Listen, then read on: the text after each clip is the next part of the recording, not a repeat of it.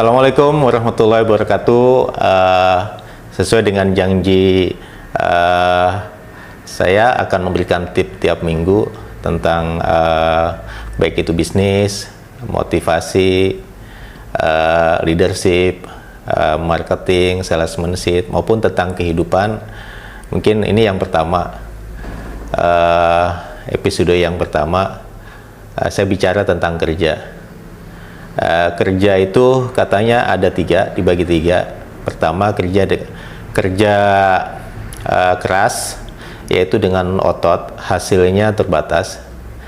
Kerja cerdas, itu dengan otak, hasilnya bisa banyak, bisa luas gitu. Kemudian kerja dengan hati, hasilnya tak terbatas. Seringkali kita bicara kerja keras dan kerja keras terus. Kerja keras itu baik bagi kita semua, tetapi apabila tidak diimbangi oleh otak atau kerja cerdas, hasilnya tidak maksimal. Kita contoh tukang gali, parit, tukang bangunan, pekerja-pekerja katakanlah yang sektor real yang hanya mengandalkan tenaga, tentu tidak maksimal hasilnya. Sebatas apa yang diberikan dan juga waktunya pun terbatas.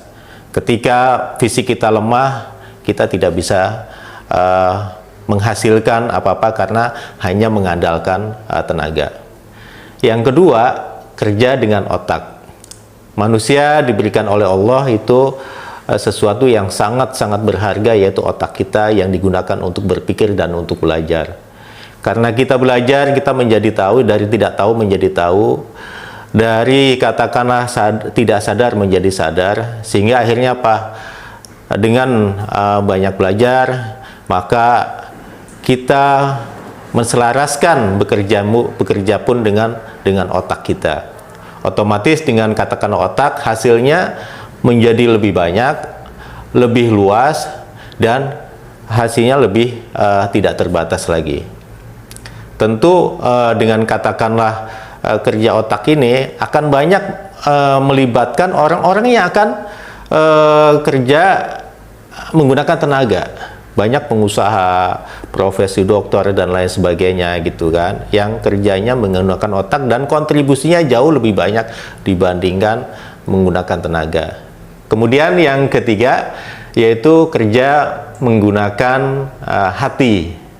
Ya tentu setelah kerja keras, kerja tuntas, kerja profesional, seringkali kita menjadi gundah gulana, dan untuk supaya, karena hasilnya belum tentu sesuai dengan ekspektasi atau harapan atau tujuan kita tercapai. Tetapi kalau hati kerja dengan hati, otomatis ketika kita sudah berjuang maksimal, hasilnya serahkan kepada Allah, sehingga akhirnya apa? Kita menjadi tenang, menjadi damai, dan menjadi ikhlas. Sehingga apapun hasilnya ketika sudah berjuang secara maksimal dengan otot, dengan otak dan hati, insya Allah itu akan membuat kita hidupnya menjadi lebih hidup. Terima kasih. Assalamualaikum warahmatullahi wabarakatuh. Salam sehat selalu.